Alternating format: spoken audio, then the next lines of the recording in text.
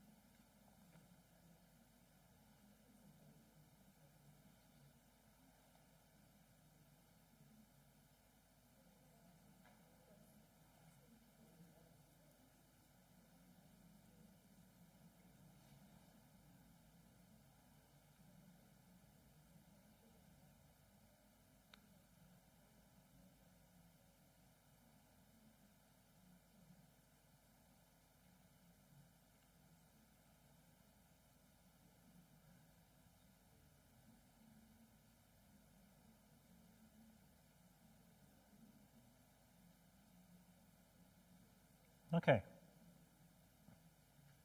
Let's just go through the room, and you'll notice that the thing changes a little bit, doesn't it? It's got the same stuff on this list. There'll be same stuff there, but now it's not in the person, it's outside the person, right? So let's just go through. Ash, give me one.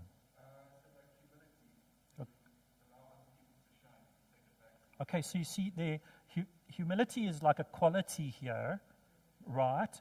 But over here, it's letting other people shine, right? It's outward focused now, right?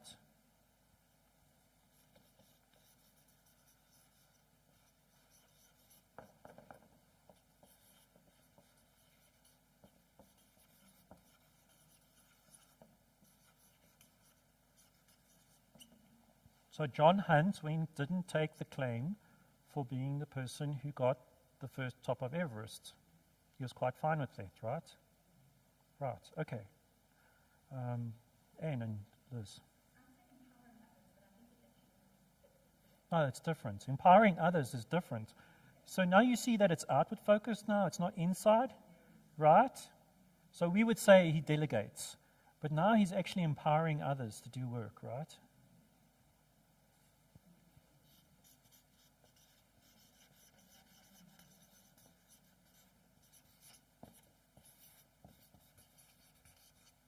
Okay, right? Okay. Yep. Yes, strategy. Okay, so now, you get strategy here? No. So strategy is important, okay. Right? He's able to strategize with people and come up with a plan, right? So I can't spell strategy, so I'm going to write plan, okay.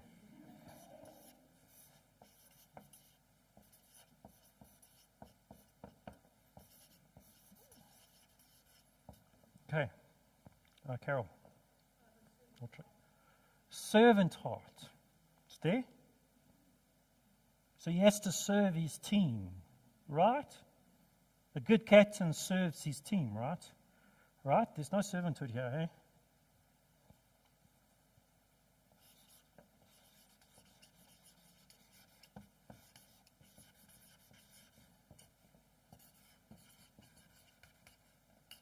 Okay. Mumsy on your team.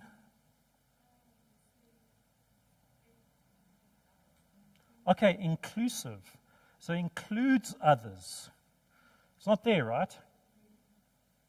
It's not there at all, right?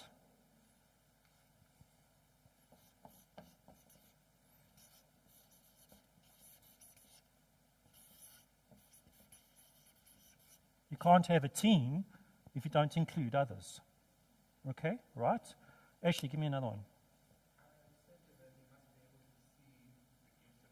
Yes.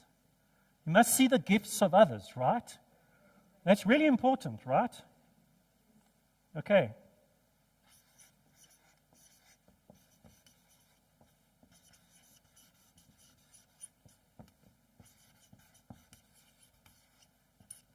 See the gift of others. Oh. Okay, so you've got building relationships. Is it here? No, because he has to be the person by himself. Now, when you're part of a team, you have to work with relationships, right? how to work with those relationships. And it's not just relationships with him, right? There's relationships with interrelationships, right?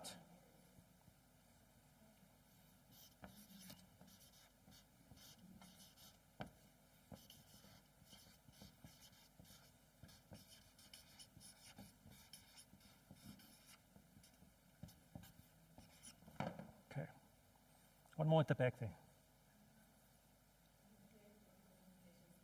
He's got a communication skills, but now he's not a communicator, he's a different communicator, because communication's here, but it's a different communication, right? This is a communication what? Like inspire people, look at me, how wonderful I am. It's like a one-way communication, but when you have to have communication here, but it's different, right?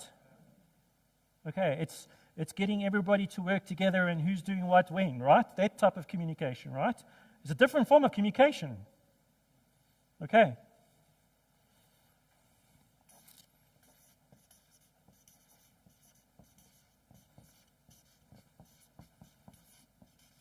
Right.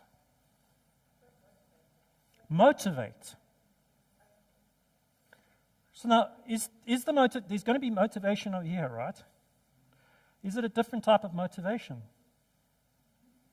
It's more caring, right? It's not like rah, rah, pom-pom type of thing, get the whole crowd going. This is not the type of motivation that works in a team, right? Right? But there has to be motivation, right?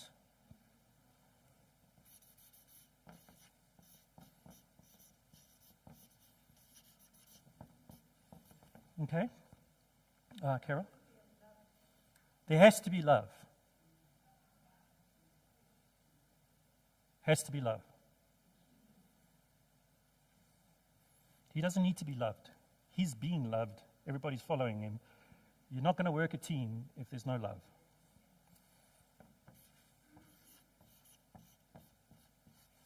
Last one, Mumsy. Sure, you know how many leaders ask for help, eh?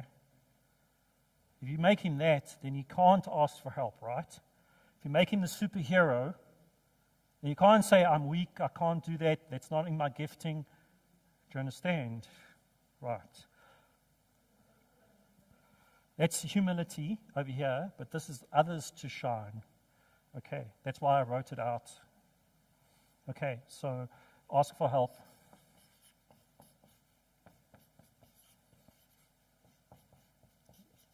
Have you noticed your interview process for the captain of the team changed? Once you realized that he was leading a team and he wasn't just going to do it all by himself. Because he has to do it all by himself, then he has to have all these qualities. You get it? But if he's in a team, then he needs completely different qualities. And you know what they are. And most probably, if I asked you, you could most probably do this more than you could do that. Right? If you sat down and I asked you, could you make a plan to help others work together? Most probably could do that. Could you empower others and encourage others and let other people shine? You most probably could do that. Could you communicate to a team about what's going on in the team? Could you do that? Yes. Could you motivate them? Could you love them and appreciate them and care for them? You most probably could do all of that. But if I asked you to do that and to be that person, you most probably say, I'm the wrong person, right? Okay. I'm going to go through 8 qualities. Okay. They're all here, right? That are going to make a good team. Because you've been in teams that don't work, right? And you've been in teams that do work. So I'm going to be just dealing with 8 basic qualities. Okay, there are far more advanced qualities that are in teamwork, but at least when you get your brain thinking about teamwork. Okay. So a team has a captain, and he always sets the example, right? He's the example of how a team member should be, and he behaves in an example way, right? If he's the mountaineer, he's going to be on the mountain. Right, do you understand? They set the example of how the team should operate and the attitudes within the team. They are first the number one team person, right? If they are the hockey players, then he's the number one hockey player. He's setting an example as a hockey player. Okay, but the really important thing is that he's part of the team setting the example. So who's the leader? Can you spot the leader? You cannot be a leader outside. You have to be the leader in the team. So who's the leader of this team? Can you see him or her? Who's the leader of this team? Can you see him or her? Who's the leader of this team? Can you see him or her? Who's the leader of this team? Is he at the back? Is he at the front? Is he that person at the front there? Is it this guy or is it that guy over there? That lady at the back? When we have a superhero team leader, you always know who the leader is, right? But a true captain of a team, you can't spot because he's already the team. He's the best example of a team, right? Somebody has to say, oh, that's the person. Go, oh, who's the leader in this team here? And somebody has to say, oh, he's the guy. Oh, I didn't know you were the guy. Okay? Does that help you? A good captain is a person who sets the example. In his conduct and in his dress, he shows everybody how to be a team, part of this team. Okay, does that make sense? Right. How to be part of the team that you're in. Next thing. A team leader knows that there is a purpose for every part of the team, and the team can be completely diverse. Who knows what sport this is? Netball, right? Netball is an amazing sport because they actually put the position of the person on the actual bib, right? And he knows, any captain of a netball team knows that the person who's the defender is completely different from the person who's in the center, is completely different to the person who's going to score the goals, right? And a good captain of the team will know this person needs to be here in that position, and that person needs to be there in that position, and this person needs to be here in that position. So they know that the law of the niche says that I have to have multiple different facets of people in my team, and I tie up the job with the person who enjoys the job. Right? Because why? Because I get better performance. Right? If I put the person who wants to make the goal as the defender of the goal, I'm going to find them at the front all the time instead of at the back, right? Am I? Right? They're going to let go the goal to want to score the goal, right? So I can't put the person who wants to be making the goal in the goals to defend the goal. That's ludicrous because I'll find them up front all the time, right? And the person who's making the strategy is different from other people. So if I need an accountant, or I need a bookkeeper, or I need a person who's the maintenance person, or the person who, there's different jobs within a team, and a good captain knows the temperament of the person and puts it with the job so that they work to their strengths, not their weaknesses. That's why teams are more powerful, because of the law of the niche. Do you understand that? Persons working to their strengths. There's a passage there. 1 Corinthians chapter 12. Do you think it's in the Bible?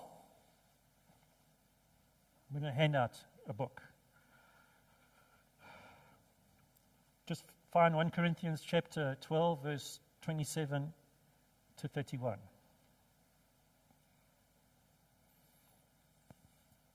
Has everybody got a Bible?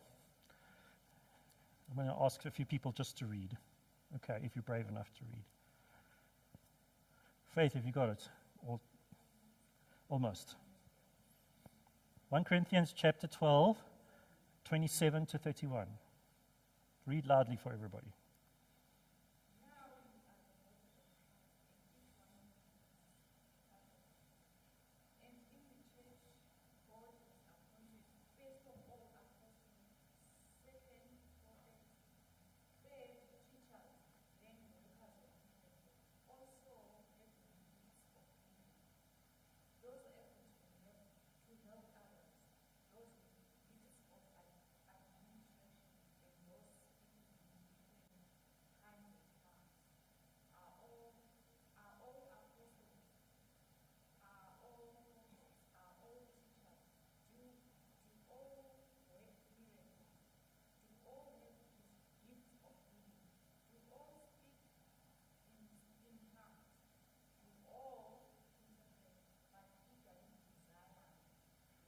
Greater gifts. So God is making a people, and He's portioning out to every person their gifting. For what reason? So that the whole can benefit. Are all apostles? No. Are all prophets? No. Are all workers of miracles? No. Are all people that encourage? No. Are all people that pray? No. Are all people that do Sunday school? No. Are the whole person who does tea? No. Are the whole person in the worship team? No. Each one is given their gift for the benefit of the whole team. A good captain can see the gift in a person and put them in their niche. You got it? Right. A good captain's organized, right? He has to be organized, right? And how do you organize a team? I'm not talking personal organization. You could be a terrible personal organized person, right? I'm a terrible organized person, okay? You could be forgetting your keys. You could be not knowing what time it is. But that's not the question. The question is that person able to organize a team? That's a different thing altogether. So I'm not instituted with a clock. God didn't build in a clock into me when He built me. He gave me a person who has got a clock. It's my wife. Okay. I've frustrated the life out of her on this issue. Okay. But as a team, I have a clock. Okay. You got that? So it takes you a whole bunch of things to organize a team. It means that you have to have rosters. When does this person do the job as opposed to this person do the job as opposed to this person do the job? If you don't have rosters, then you have confusion. You have to have meetings where the team gets together to discuss issues about the team. So you have to be able to, as a captain, run good team meetings, right? And they have to be routine. A team has to have policies. In other words, we have decided this is how it works, and then everybody knows that's generally how it works, and only when there's an exception do you get the team captain involved. Policies and procedures. Procedures means this person does his job, then passes it on to this person to do his job, then passes it on to that person to do his job, and that person to do this job. That's a procedure. That person needs to go and fetch that, and then bring it here, and then we do this to it, and pass it on to there. Okay, procedure. Procedure is when the team is running normally, not in exceptional circumstances, but when it's running normally. A good captain works out strategies. How are we moving the team from here to there? How are we moving this team forward in history? It's not just what's happening in the team internally now. workflow, policies, procedures. But how does this whole team move from A to B? Okay, that's what the captain does, right? Strategies. Then he has to do workflow. He has to say, that person's doing nothing, that person's doing everything, this person is sitting on his butt, this person's not even in the team. Where are they? And you have to manage workflow so that every team member contributes. Okay, you see the different organization skills that you need as a captain of a team? Okay. Some Bible passages there. Do you think it's in the Bible? Well, who's going to read Romans chapter 5, verse 6? Just need one person. Ashley will do Romans chapter 5, verse 6. And you've got your Bible there. Do John chapter 2, verse 1 to 4. Carol's got a Bible, so she's going to do Mark chapter 1, verse 35 to 39. And then, who else we got? Somebody at the back. Tracy, you got a Bible. You're going to do Acts chapter 1, verse 6 to 8. Right. Okay. Speak loudly with your mask off. Romans 5, 6. Yeah. See, at just the right time, when we were still powerless, Christ died for the ungodly. Okay, so timing is important, right? And strategy is important. Just at the right time, when God purposed, Christ died for us. Timing is important in a team. Okay, Anne?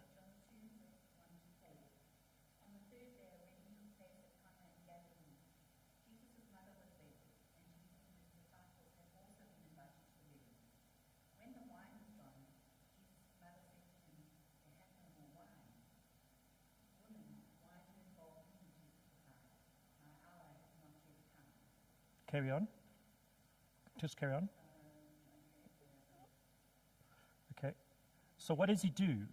He says, okay. Then he says, Mom says, listen to this guy. And then he...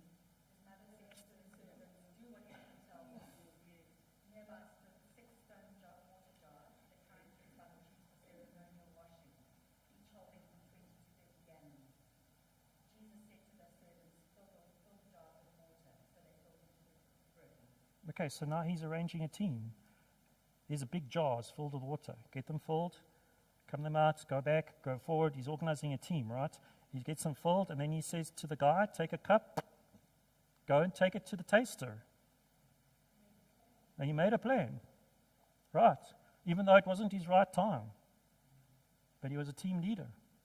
Okay, Mark chapter 1, verse 35 to 39.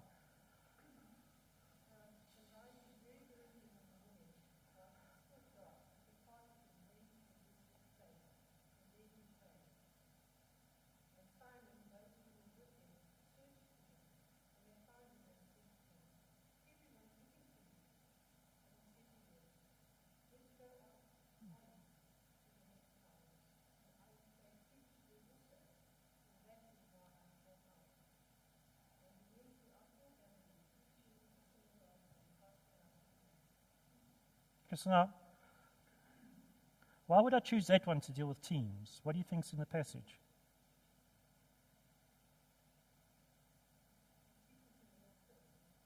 Yeah, obviously. But what's he doing as a team leader? So he's not being swayed by the team because he has a strategy. And he's moving the whole team from A to B. And the whole purpose is not to stay in Capernaum and just be there. His whole purpose is to be a traveling team that's moving around. Okay. Next one is Acts chapter 1, verse 6 to 8.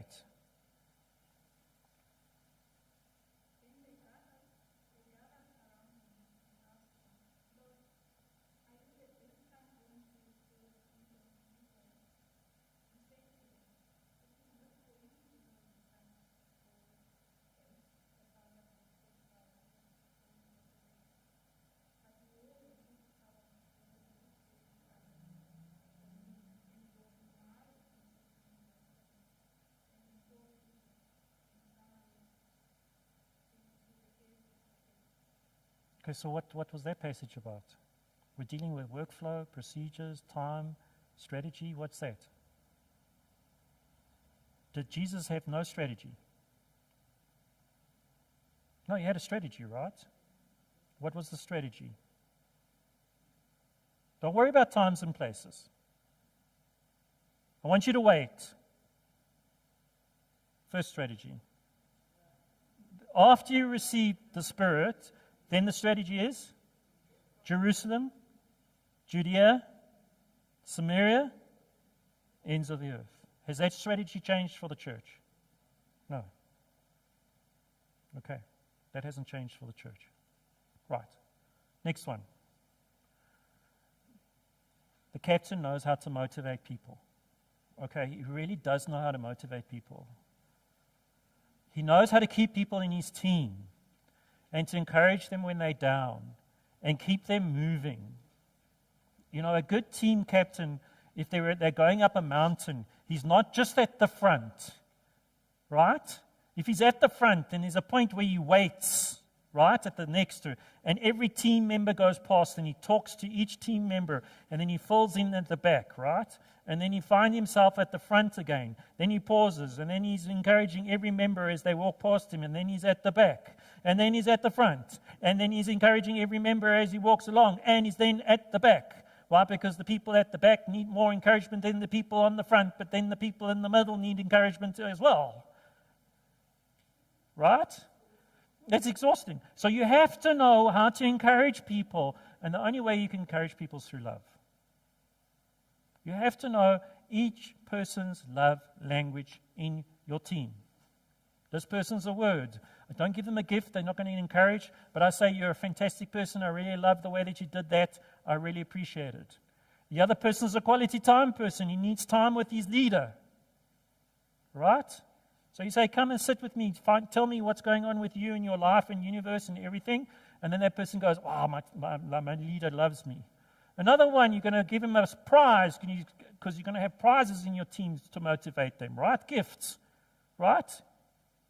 And you're going to have these stupid gifts. Like there was one in Hurleyvale Primary School, which was called the Pink Panther Award. And anybody who did anything outstanding on the team, no matter when it was, got the Pink Panther, which was a stuffed little toy. But what was that about? Gift giving. And they got a little appreciation of a chocolate. Not expensive, not big. Do you understand that? Saying how your birthdays and how's your dad and your folks and everything. Okay? Right? Last one is physical touch. How much physical touch is involved with a good captain of a team? He has to touch every member of that team. Have you noticed a good captain in a soccer team? He's involved with each member of the team. As soon as that captain refuses to touch somebody in that team, what's that person going to think? I see. Okay. He does high fives to every team member, doesn't he? He shakes the hand of every team. He welcomes every team member. If you've been to a boss, you pitch up and you go like, why the hell am I here in this meeting? He didn't even acknowledge I exist on the planet. Right? Because he didn't say hello to each member as he came in of his team, right? Okay? That's all love languages. Who's going to read 1 Thessalonians chapter 4, verse 9 to 10? Do I need to go to any passage in the Bible about love and that love does it? Hey? Who hasn't read? Okay, read 1 Thessalonians chapter 4, verse 9 to 10. Yeah.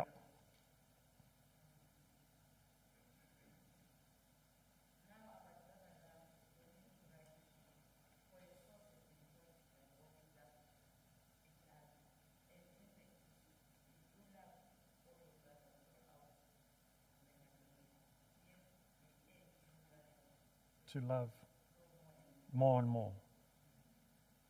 Okay. This is a team little church that they loved each other so much that it eventually spread throughout Macedonia to people they don't even know about them. Have you noticed a team that's synced together and loves each other and working together, how it influences a whole bunch of people around them? And they're all going like, wow, I want to be on that team. I want to be working with that captain. Right?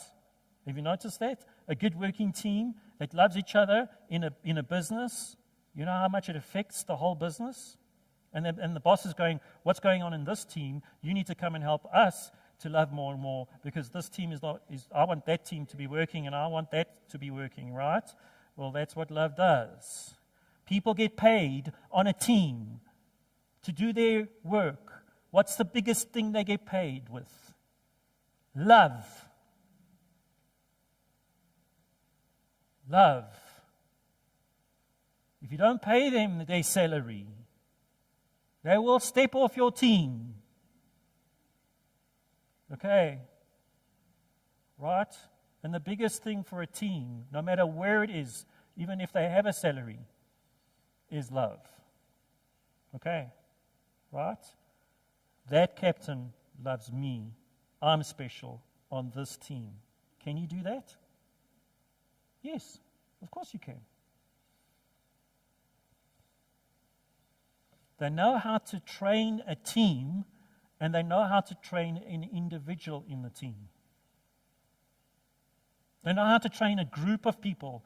Am I training a group of people? But when I get together you one-on-ones, that's when I'm training the individual. So they don't just work with the team. Like if you make leaders who just like they are the leader when the team's together. But when you get them off by themselves, they don't give a stuff. Right? Or the other person is so busy with the individual that the team's falling apart. Have you noticed that? Okay. So the good coach is able to coach the team as a whole and each individual person. Isn't he? Right? He has to do both. You have to train the whole team, that the whole team's going from here to there, and the person in the team is going from here to there. So if you're a rugby coach, it's no good just talking about the whole team. This is the scrum and the back line, and these are the thing, and then we got the strategy to pass the ball over there. You have to then go to the forward and say, look, you're not dipping in the position as a hooker here, and this is your scrum half. You're missing this part, and the wing over there. Do you understand? He has to do the individual training and the whole training. If you don't do your job, then it affects this and this and this person. If you don't do your job. Okay, individual training, whole team training. Now this is where the world gets it wrong. The team, they say, is only as strong as the weakest link. So what do they do with the weakest link? They kick him out of the team. Now, when you kick out the weakest link, there will be another weakest link in the team. And then you're going to kick that person out of the team. And then after that person's you're going to find another weak link in the team. And then you're going to kick that person out of your team. And then you're going to find another weakest link. There's always a weakest link. This is more true. A captain knows when to carry the weakest link. Okay, do you understand that? And because I know the value of the niche, I know that each team member, if I put him in a different situation, is going to become the weakest link. Do you understand? I might have a person who's extremely good. I'm just saying, let's take Hillary, at organizing the food and the food distribution. But he's extremely weak at climbing mountains. I still need him at Camp 3. So when he gets to Camp 3, I leave him alone. He's in his element. He's organizing the food and where he's going. But when he's getting up the mountain, I'm standing next to him because I know that's when he's the weakest link. And every person in the team is going to be the weakest link at some point because the team is moving into a different scenario. And the team captain does something. He comes next to the most important one that's getting it all right. No, he comes next to the weakest link. You've been in a team where the captain was only with the strong players, right? You felt part of that team, right? But you were on a team when the captain was with the weaker players, helping them, and telling the stronger players to wait for the weaker players. Was that a team? Yeah. Yeah. Yeah. That was a team. Now the tough decision a captain has always got to make. He's got to remove the rotten apple. Do you know the story about rotten apples? In the old days in Britain, they used to throw apples in a barrel. And that was to prevent scurvy on the ships, right? But what they found was that if they found one rotten apple somewhere in the barrel, then it would rot the whole barrel doubly fast. It's actually a proven fact. It gives off I call it ethylene or something.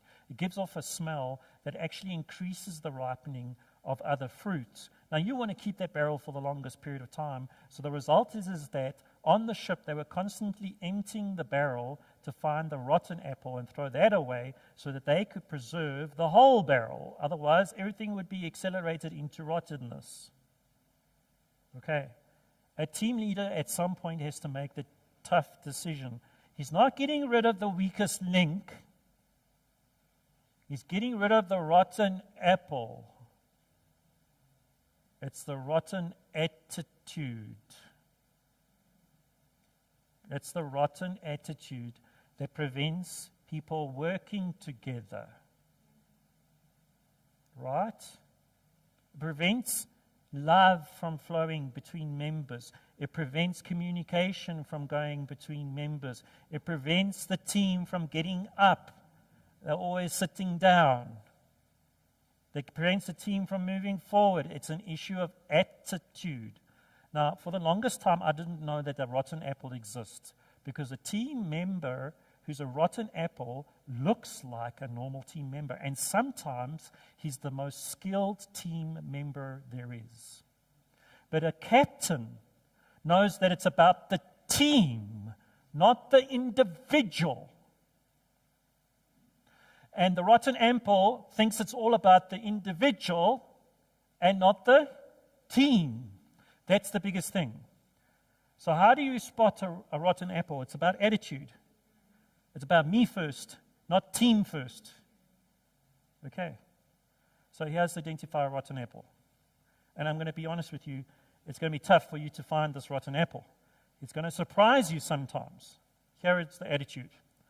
They are willing to sacrifice the team for individual success. I'm going to use everybody so I am seen to be important.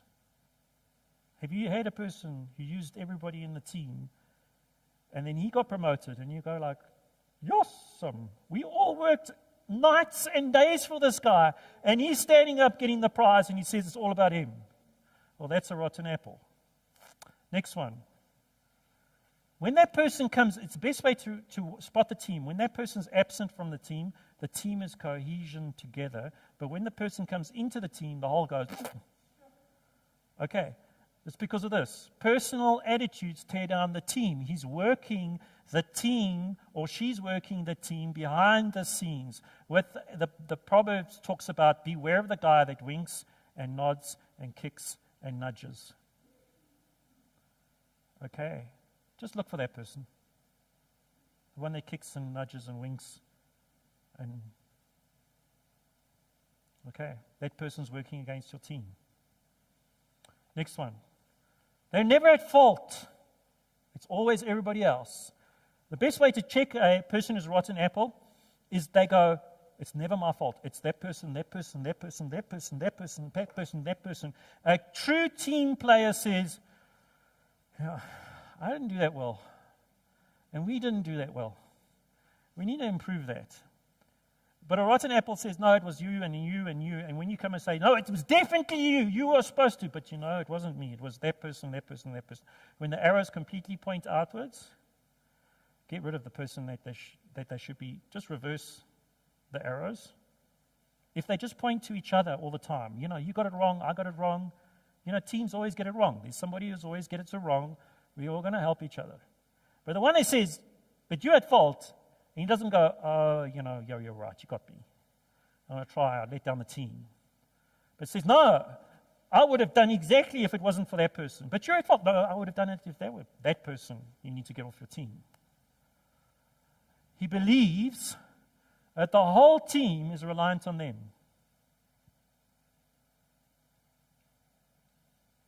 If I'm not there, nothing gets done. Now, if you're the captain, granted, right? Because you're the person who motivates, gets the team going, strategizing, doing all of that kind of stuff, right? But if let me give you an example. You meet soccer players on a soccer field where the team scorer thinks that the whole team is there to allow him to score, right? Right? That's the wrong attitude. Your team will stay mediocre until you get rid of that center in the soccer team. The team is there. They need to be paid more than others. This is because they think that the whole team is reliant on them. They believe they should get more food. So that when food gets distributed in a team, it gets distributed evenly. But the person who says, I'm the center of the team, says, I deserve more.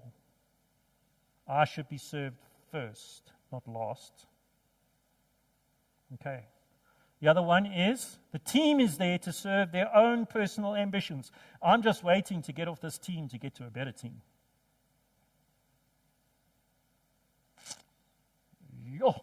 Just get that guy off your team. Just say to him, please go and find another team. We don't need you here. In other words, you're just a stepping stone from my ambition to get to a better place. That doesn't work in the kingdom of God. The kingdom of God works on faithful of small things.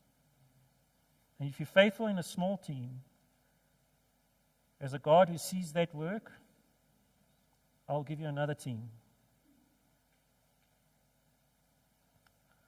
They believe that the team rosters, policies, procedures, and workflow is for everybody else, not for them. They're the exception. I mean, that's what you guys have to do, but I don't need that stuff. Right? So they pitch up whenever they want, they leave whenever they want. There's no rosters. You say, look, you weren't here. No, I mean, no, That's for you guys. I'm special. Okay? It's the center of me. I'm describing selfishness. Selfishness cannot be in a team, no matter how skilled they are. They are pulling your team apart. Get rid of the person. Now, I'm talking from experience. I didn't want to get rid of a very highly skilled person. I thought the only people I needed to get rid of was the weakest link. No, you keep the weakest links because they faithfully want to serve and they're trying really hard. Get rid of the rotten apple who's got the me attitude and don't think you can change them because it's a character issue. It's a character flaw issue. You got it? And from the first series, I said, you can't change a character flaw, which is selfishness and me. So you're going to think, oh, this is such a valuable team member. They do such an amazing things. They accomplish so much. I can't get rid of this person. I'm going to try and change their attitude. Well, you forgot the first series, right? The first talk says, can't do that. Just get them out of the team. That's the only person you remove from your team. Okay? Last one. You're going to have to do conflict resolution, right? And you're going to have to be skilled at conflict resolution. You're going to have to be skilled at conflict resolution. If you're a team captain, you're going to deal with conflict a lot. Why? Well, you got sinners in teams. It's a matter of fact. You're going to have to do conflict resolution. And that's most probably the biggest thing that prevents people from getting involved in teams and being the captain. Is one, I either don't have a skill in conflict resolution or I'm just tired of doing conflict resolution. Why must I do conflict resolution again? And you're going to be dealing with conflict resolution that this team speaking to that team or individual members in the team. But your ability to love and support and care and do build policies and procedures and workflows and solve problems is going to make you a good captain. Right? Because the winger gets upset with the center because he doesn't ever pass the ball. Do you understand? And you're going to have to do the conflict resolution between the winger and the center. And then there's a problem in the rugby scrum because the one won't push the same as the other one. So the whole scrum keeps going round, and you're going to have to get them together to do conflict resolution. And then the coach has a problem with the team because then you've got to be a captain to get together with the team and the coach to do conflict resolution. Fact of life. Fact of life. Got people in a team, no matter where they are, you have to be skilled at conflict resolution. That's what it means to be a captain. Does it sound completely different to that set of skills and abilities? Right? Completely different. Completely different. Okay. I'd like you to work in your own teams where you have. If you're a leader in teams, this is what I call basics. And you might be weak in one of these areas. Okay, that's okay. You can learn a skill. Right? Maybe there's one area where you're weak in. Maybe you didn't anticipate that you're going to be the captain and have to deal with all these conflicts. Well, sorry. Learn how to do conflict resolution. Maybe you haven't realized that everybody's got a niche and you can't see everybody's niche and you can't appreciate every person. Well, that's what part of the captain is moving people around to put them in their right niche so they're happy. Maybe you think you didn't realize when you were the captain that you have to motivate everybody. Like you have to check up on everybody and you have to love everybody. Well, that's part of being a captain of a team. Okay. Maybe your ability to love is not there. But is it unattainable? No, it's not unattainable. I believe that's unattainable. Okay, I believe trying to be this superhero leader is unattainable. And maybe there's a point where you say, I can't do that, I need another person to help me lead. Brilliant! Amazing! Get that person. Be a little captain and vice captain in the team. Right? It's not about being perfect. Just do that. Right? And work together. Right. Does that make sense? Any questions as we end? This is what I call 101. I just want to give you, a team leader doesn't just stop there. You've got to know how to choose teams. You have to know how to create teams. This is what I call team leading advanced. Most of you, when you become a captain of a team, you're coming into a team that already exists. It's very seldom that you're creating a team from scratch. Okay. But a good captain, like the advanced captains, know how to build a team from scratch and how to choose people onto their team. Okay. They know how to create cohesion, how to get the team to work together. Now, I haven't dealt with that. I've done motivation of the team, but that's different from the team. Woo! Do you understand? Everybody's happy, everybody's loved, everybody. That's motivation. But that they get together and they work together and they're more powerful together, that's called cohesion. That's a difficult thing. A good captain knows that he needs a substitutionary bench. Okay? You need somebody to fill in for somebody else. You can't expect everybody to be there all the time. Next one, he knows that there are very special people in teams. What I call the catalyst. When you got this guy in your team, instead of the rotten apple, this guy in your team, he doesn't have to be the leader. We don't have to make him the leader. The whole team is motivated, they're excited, the whole team just goes woof, goes on fire.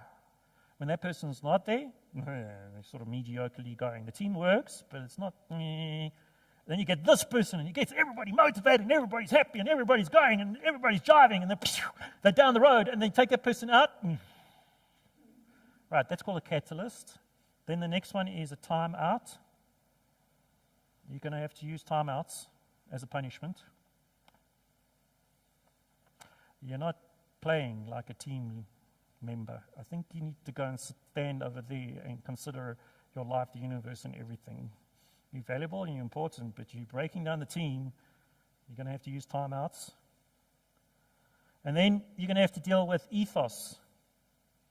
A good captain knows that every team has an ethos and has a tradition. Do you understand?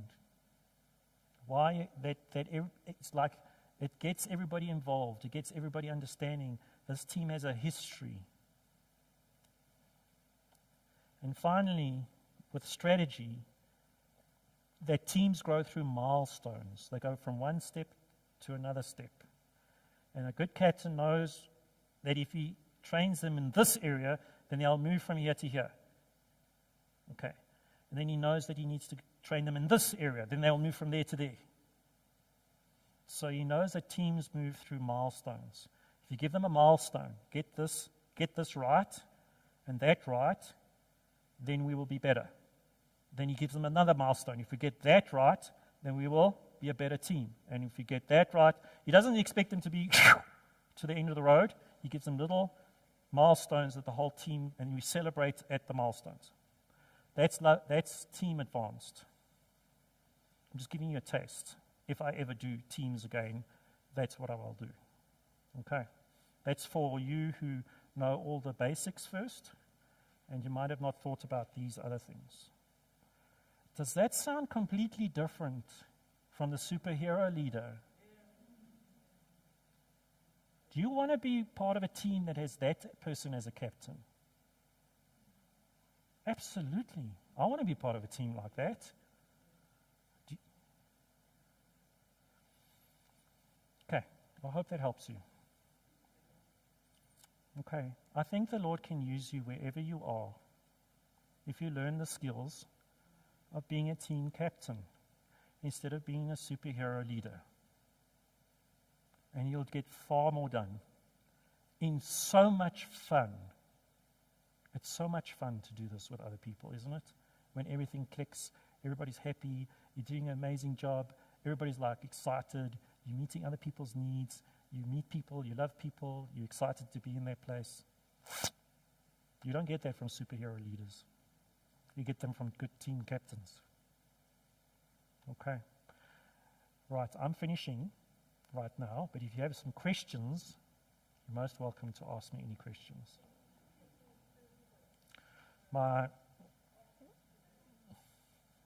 On my list of advanced, there's substitutionary bench. One before that is creating cohesion. Right. I just gave you that so that you know that there's more in advance than just the basics here. Or team. I hope that helps you guys.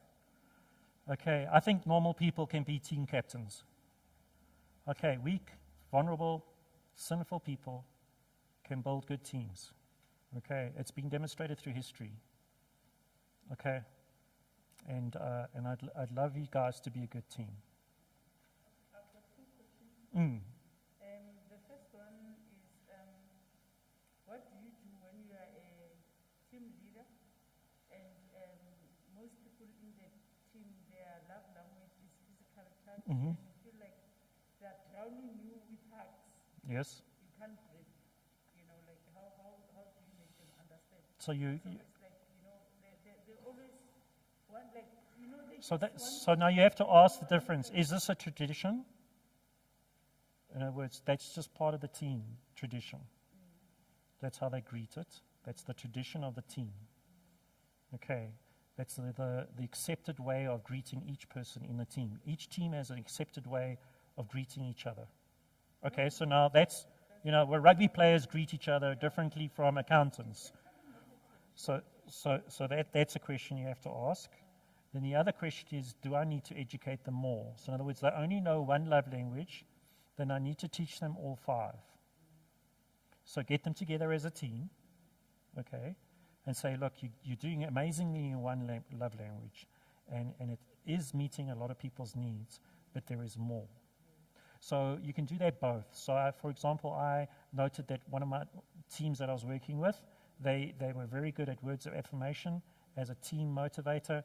In other words, they got together and they never hugged, but they just said, you were amazing and fantastic. And when I said, no, this is wrong, then they thought, yes, oh, you know, like I'd hurt them in their souls, because the only love language they had was words. And I had to teach them there were other love languages. And when I criticize you, it wasn't because I'm stabbing you through the heart. It's because I'm being a good teamer and making you great. So that's part of and you'll have to teach individual members that and the whole team that. And then the other one is you are in a team, there's a captain, of the team, and there's a rotten potato. Yeah, rotten apple. The captain is aware Yes. it's rotten apple, but is not doing anything Yeah. about it. Yeah. And you can hear him sometimes throwing words that he is aware, he's keeping the rotten apple, Yeah. he's going on, and it makes the team to have So- hiccups. So as a good team member, Look like you help your captain make good decisions. if it's a captain that is not teachable. But you can make your captain make good decisions. And the one way is to talk directly with your captain, and the other way is to highlight the fault. Okay?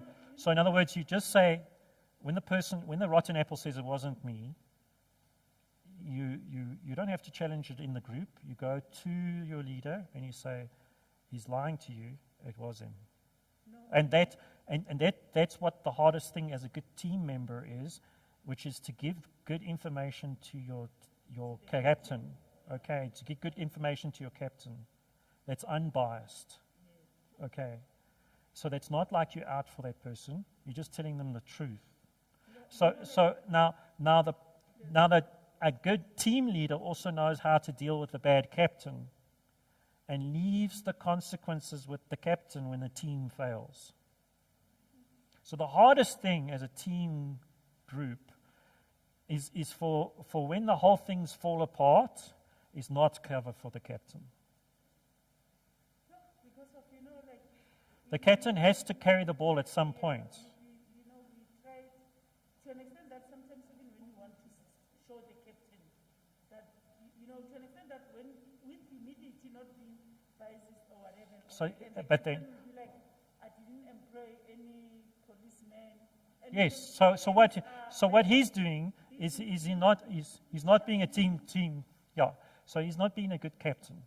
Okay. So now you as a team leader are going to try and influence the captain in a good way. If you can't do that, you're going to continue with the team because you agree with the mission, okay, of the team, or otherwise you need to step off the team.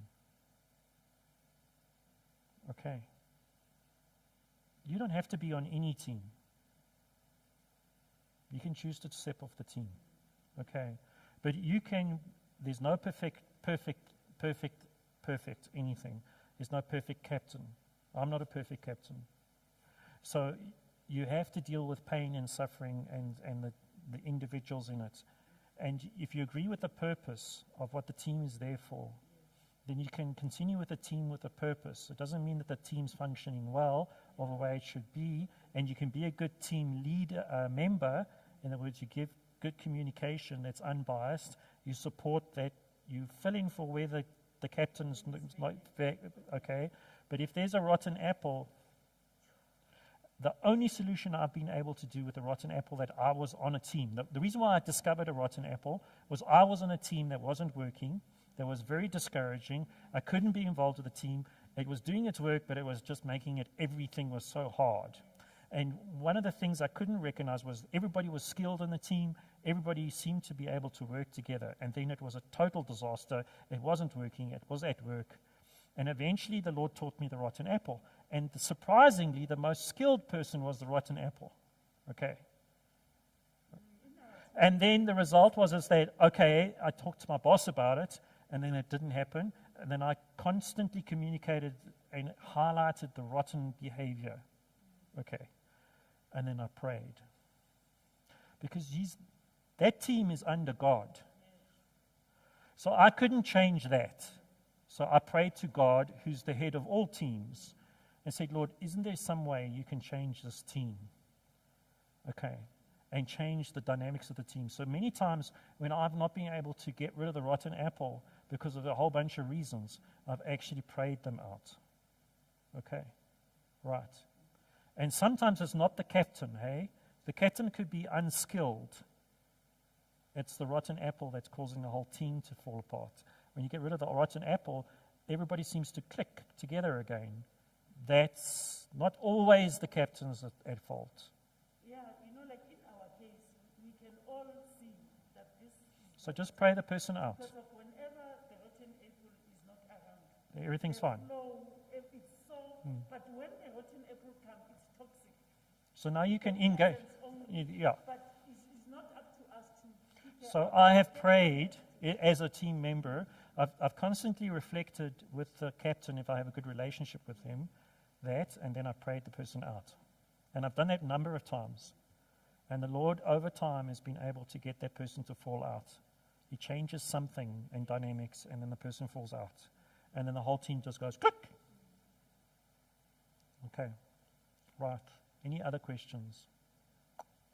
Okay, thank you so much for coming. Okay, thank you so much for coming. Okay, thank you, everybody.